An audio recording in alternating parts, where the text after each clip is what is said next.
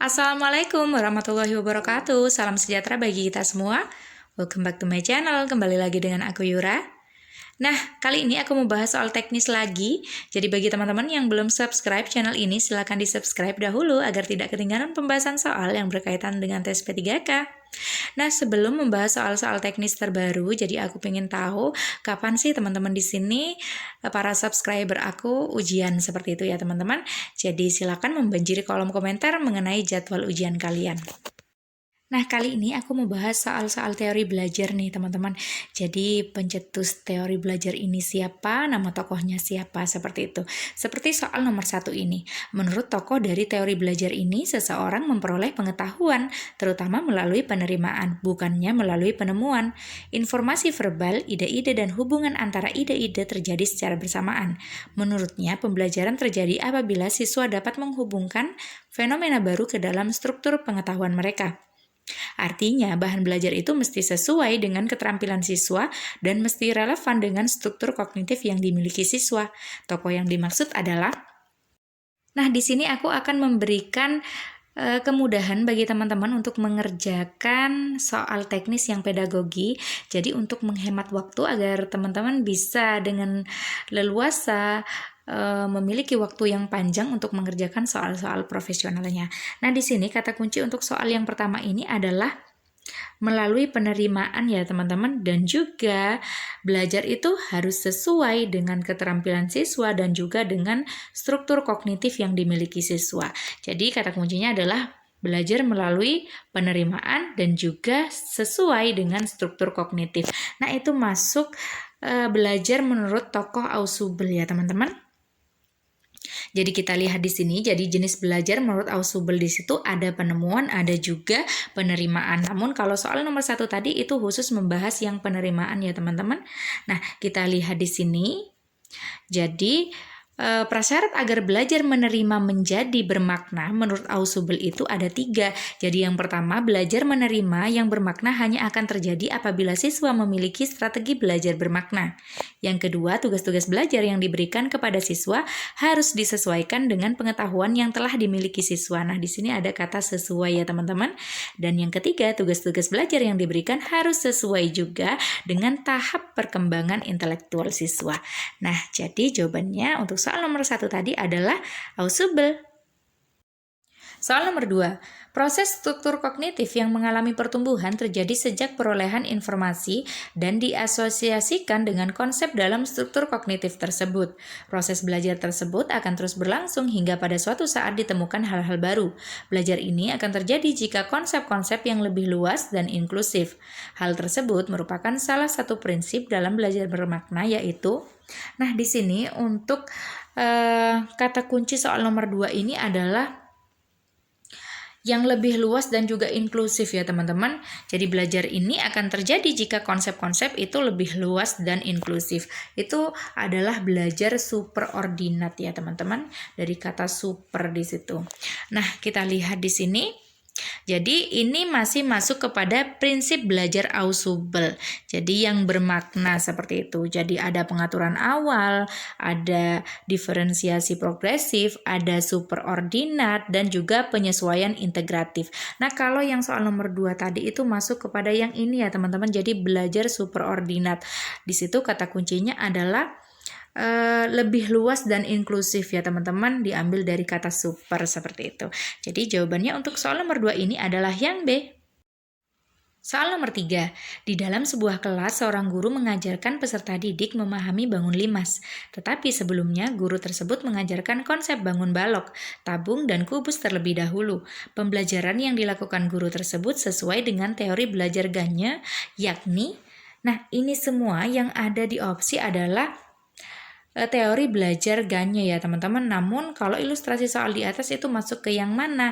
Nah, di sini kan akan mempelajari mengenai bangun limas. Namun siswa tersebut, peserta didik tersebut harus mengetahui dahulu konsep bangun balok, tabung, kubus, dan lain sebagainya yang lebih sederhana ya teman-teman. Jadi itu masuk kepada yang belajar asosiasi verbal. Nah, ini dia penjelasannya. Jadi di sini pada asosiasi verbal dijelaskan bahwa suatu kalimat unsur itu berbangun limas adalah contoh dari asosiasi verbal. Nah, seseorang dapat menyatakan bahwa unsur berbangun limas kalau ia sudah mengetahui berbagai bangun seperti balok, kubus, atau kerucut. Seperti itu ya teman-teman. Jadi ada tingkatannya seperti itu, tidak langsung mempelajari tentang limas. Jadi harus tahu dulu prasyaratnya, yaitu balok, kubus, atau kerucut. Nah, itu masuk kepada yang asosiasi verbal ya teman-teman. Jadi di sini jawabannya adalah yang B.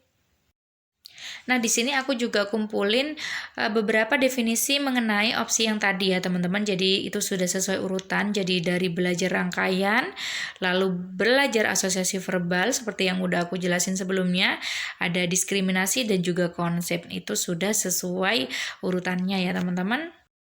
Soal nomor 4, tokoh ini menekankan adanya pengaruh kebudayaan terhadap tingkah laku seseorang. Menurut tokoh ini, belajar akan berjalan dengan baik dan kreatif jika guru memberikan kesempatan kepada siswa untuk menemukan konsep, teori, aturan, maupun pemahaman melalui contoh-contoh yang mereka jumpai dalam kehidupannya.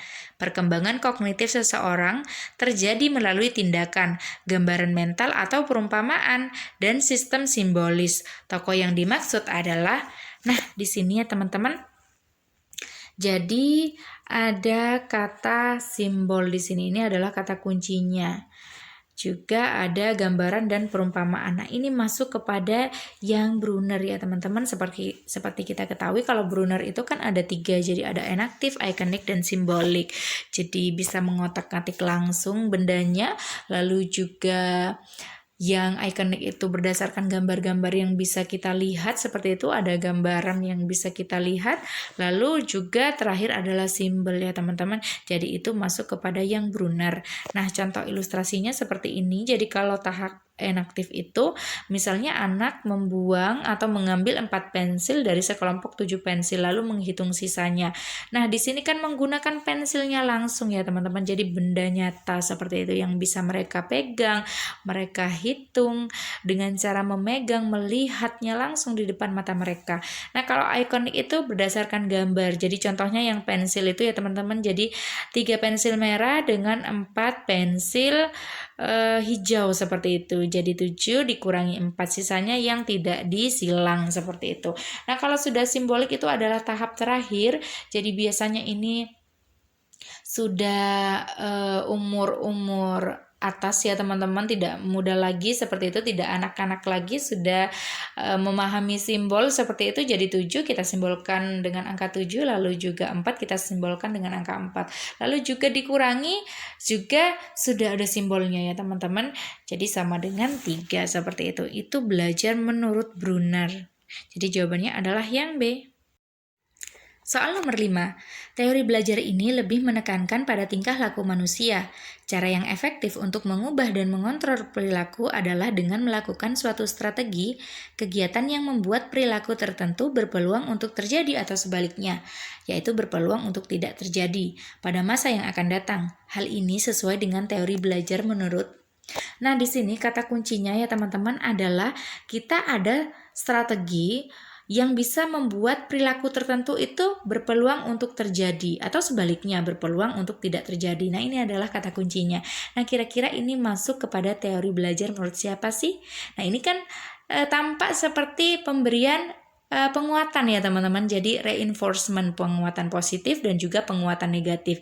Jadi kan kita berharap dengan memberikan strategi di sini misalnya penggunaan penguatan positif. Jadi misalnya kalau rajin diberikan hadiah, reward seperti itu.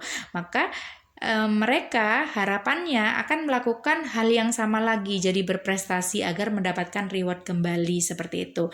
Begitupun sebaliknya, misalnya kalau sering terlambat mengerjakan tugas, mengumpulkan tugas, akan diberikan hukuman, atau misalnya contoh di soal sebelumnya, di video sebelumnya itu dimarahi guru, seperti itu ya teman-teman.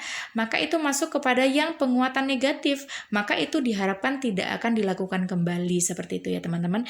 Jadi di sini dengan penggunaan strategi ini bisa masuk kepada teori belajar menurut Skinner ya teman-teman, karena Skinner itu adalah pencetus penguatan positif dan negatif seperti itu.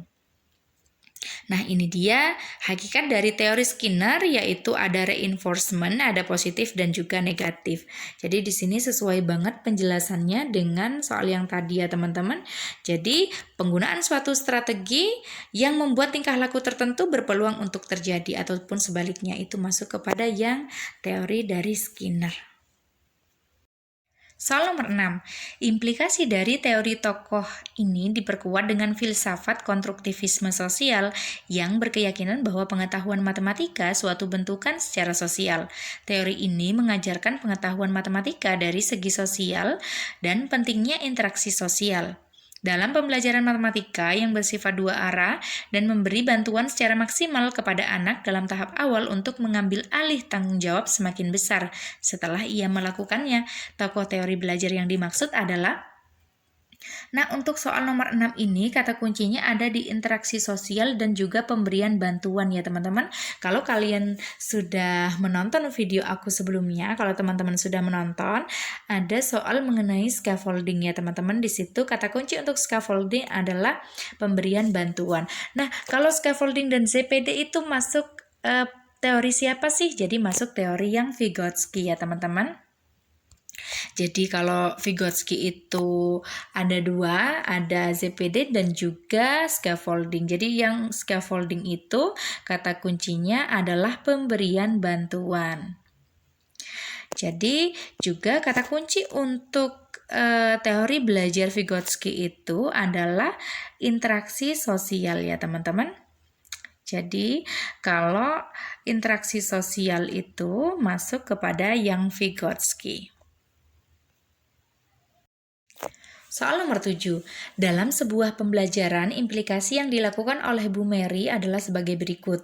Melakukan pengulangan terhadap penyampaian materi dan latihan dapat membantu siswa mengingat materi lebih lama. Materi yang diberikan kepada peserta didik harus ada manfaatnya untuk kehidupan anak kelak setelah lulus dari sekolah. Dalam belajar, motivasi tidak begitu penting karena perilaku peserta didik terutama ditentukan oleh penghargaan eksternal dan bukan oleh intrinsic motivation. Yang lebih penting dari ini adalah respon yang benar terhadap stimulus. Hal di atas merupakan implikasi dari tokoh teori belajar. Nah, kata kunci untuk soal nomor 7 ini adalah melakukan pengulangan dan juga latihan ya teman-teman. Jadi kira-kira ini masuk kepada teori belajar siapa sih dan yang mana sih? Jadi kalau pengulangan dan latihan itu kan law of exercise ya teman-teman, jadi hukum latihan seperti itu. Nah kalau hukum latihan, semakin sering latihan, kalau misalnya teman-teman yang akan menghadapi tes P3K besok, jadi semakin banyak latihan mengerjakan soal-soal teknis, soal-soal profesional sesuai bidang masing-masing, soal pedagogik, manso, jadi kemungkinan untuk lulus passing grade itu sangat tinggi ya teman-teman. Jadi itu masuk kepada hukum latihan seperti itu. Nah, kalau hukum latihan, hukum kesiapan, juga hukum akibat itu masuk kepada teori belajar siapa sih? Nah, kita udah sering belajar ya teman-teman, jadi itu masuk kepada yang Thorndike. Jadi menurut Thorndike itu ada 3. Jadi ada law of readiness di sini, jadi hukum kesiapan, hukum latihan, dan juga hukum akibat ya teman-teman. Jadi ada 3 ini. Jadi kalau misalnya ilustrasi soal sekiranya mengarah kepada 1 dari 3 ini, maka itu masuk kepada yang Thorndike ya teman-teman. Jadi jawaban untuk soal nomor 7 ini adalah yang A. Nah, sebelum lanjut ke soal nomor 8, aku mau ngingetin buat teman-teman yang belum subscribe channel ini, silahkan di-subscribe dahulu agar tidak ketinggalan pembahasan soal yang berkaitan dengan tes P3K. Dan juga aku mau ngingetin teman-teman untuk belajar soal-soal profesionalnya juga, karena nanti porsi terbesar jumlah soal akan ada di soal profesional, yaitu soal yang sesuai dengan bidang masing-masing ya teman-teman. Jadi udah makanan teman-teman sehari-hari seperti itu. Dan aku percaya teman-teman pasti udah jago. Jadi nilai teknis pedagogi di sini akan membantu untuk membuat poin teknis kalian lebih tinggi ya teman-teman.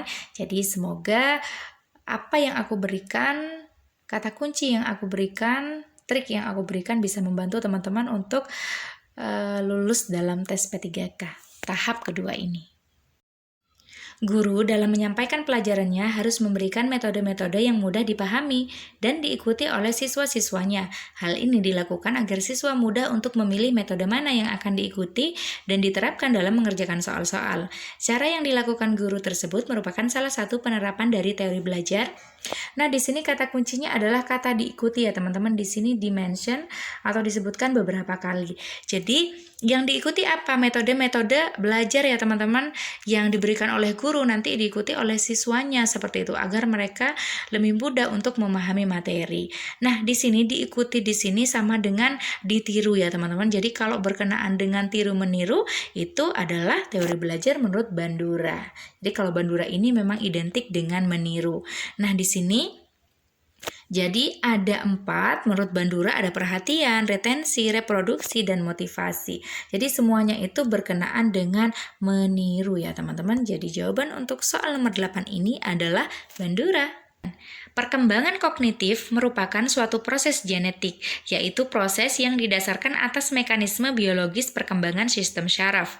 Dengan makin bertambahnya umur seseorang, maka semakin kompleks susunan sel saraf dan makin meningkat pula kemampuannya. Teori tersebut dikenal dengan nama. Nah, di sini kata kuncinya adalah ini perkembangan kognitif ya teman-teman. Jadi berkenaan dengan teori belajar kognitif. Otomatis yang teori belajar behavioristik itu tidak masuk ya teman-teman. Juga berkenaan dengan umur di situ. Jadi semakin bertambahnya umur, semakin tua seseorang, maka akan semakin meningkat pula kemampuannya. Nah, ini masuk teori belajar dari Piaget ya teman-teman. Jadi kita lihat di sini menurut Piaget di situ ada 4 perkembangan kognitif di situ. Jadi biasa aku singkat motor opa ongkir dibayar oma agar lebih mudah untuk diingat seperti itu. Jadi motor diambil dari kata sensi motor di tahap pertama yaitu tahap sensi motor umur 0 sampai 2 tahun. Lalu opa di situ diambil dari tahap preoperasional ya teman-teman. Jadi umur 2 sampai 7 atau 8 tahun. Jadi ongkir di situ dari kata konkret sebenarnya jadi tahap operasional konkret di mana siswa itu masih terikat dengan objek-objek yang nyata dalam belajar di umur 7 atau 8 sampai 11 atau 12 tahun. Dan tahap terakhir adalah kata oma di situ diambil dari tahap operasional formal. Jadi dari umur 11, 12 sampai 18 tahun ya teman-teman. Jadi ini menurut Piaget seperti itu. Jadi dilihat dari umurnya. Nah, dari teori belajar yang udah kita pelajari, jadi dari tokoh-tokohnya juga, aku kasih keyword-keywordnya di sini udah aku rangkumin, semoga bisa membantu teman-teman dalam tes P3K tahap kedua seperti itu.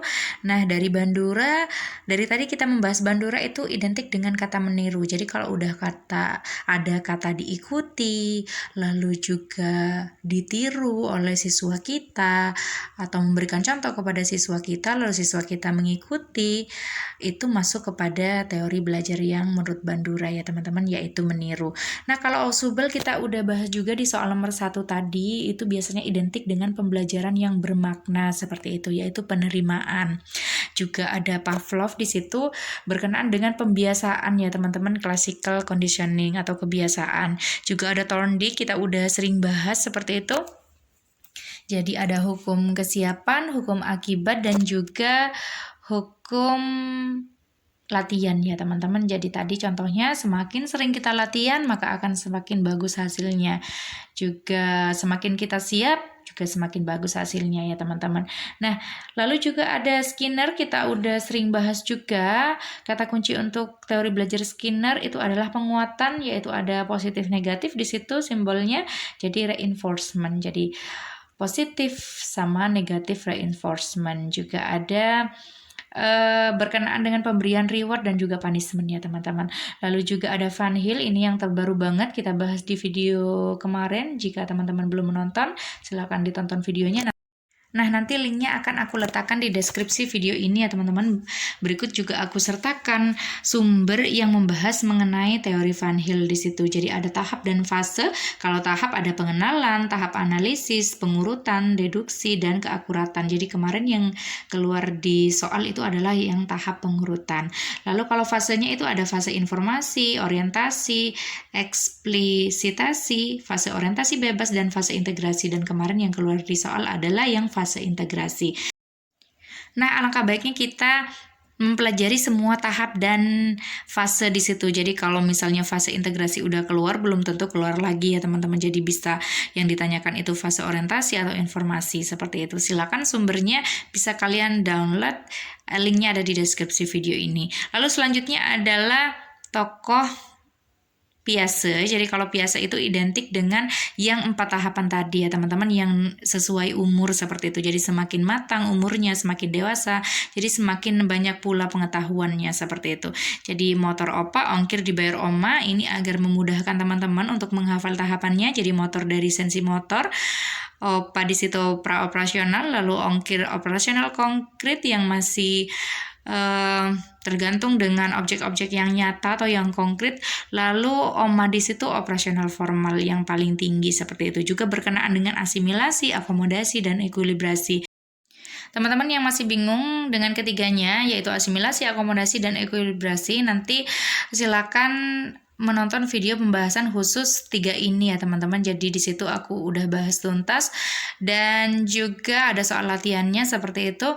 Bagi teman-teman yang belum menonton silahkan ditonton dahulu, linknya ada di deskripsi video ini. Lalu selanjutnya ada Brunner yang terkenal dengan enaktif, ikonik, dan simbolik. Jadi tadi yang bisa mengotak-atik bendanya, lalu ikonik itu dengan gambar. Jadi biasanya kita menghitung dengan bendanya langsung, yaitu pensil, batu, bola misalnya. Jadi udah menggunakan gambar yang di-print oleh guru. Selanjutnya adalah tahap simbolik yang sudah menggunakan simbol-simbol di situ. Jadi simbol angka, simbol pengurangan, penjumlahan, sama dengan, lebih dari, kurang dari, itu sudah di tahap yang lebih tinggi ya teman-teman. Jadi yang sudah mahir seperti itu adalah tahap simbolik dari teori Brunner. Lalu selanjutnya adalah Gagne yang biasanya berkenaan dengan pemecahan masalah. Ada 9 instruksional Gagne seperti itu, pembelajaran menurut Gagne. Sudah aku bahas tuntas juga di video sebelumnya. Yang Vygotsky ini baru aja kita bahas ya teman-teman, yang berkenaan dengan bantuan, scaffolding, dan juga CPD seperti itu. Berkenaan dengan interaksi sosial juga. Dan yang terakhir adalah Maslow. Nah, Maslow ini keluar ya kemarin ya teman-teman. Jadi ada kerucut seperti itu dari yang paling bawah sampai yang paling atas. Urutannya adalah fisiologi, rasa aman, kasih sayang, penghargaan, dan aktualisasi diri. Ini yang paling tinggi ya teman-teman. Jadi di sini semoga bisa memudahkan teman-teman dalam mengerjakan soal teknis yang pedagogi. Jadi bisa lebih banyak waktu untuk mengerjakan soal yang profesional. Soal nomor 10. Adik Feby berumur 7 tahun dan bersekolah di SD Harapan 2. Ia lebih senang menggunakan benda-benda konkret untuk belajar berhitung. Terkadang guru Feby sudah mulai menggunakan gambar, walaupun sebenarnya ia masih lebih suka dengan menghitung buah-buah apel yang ibu guru bawa ke sekolah. Yang sedang dialami Feby tersebut sesuai dengan teori belajar yang dicetuskan oleh A. Skinner, B. Brunner, C. Bandura, D. Vygotsky. Nah, silakan khusus untuk soal nomor 10 ini aku pengennya teman-teman yang jawab silakan membanjiri kolom komentar ya teman-teman. Jadi menurut teman-teman nomor 10 ini masuk kepada teori belajar yang dicetuskan oleh tokoh belajar siapa sih? Sampai di sini semoga bermanfaat, semoga lulus tes P3K tahap kedua. Mari aminkan bersama, jangan lupa di like, komen, dan juga subscribe. Wassalamualaikum warahmatullahi wabarakatuh.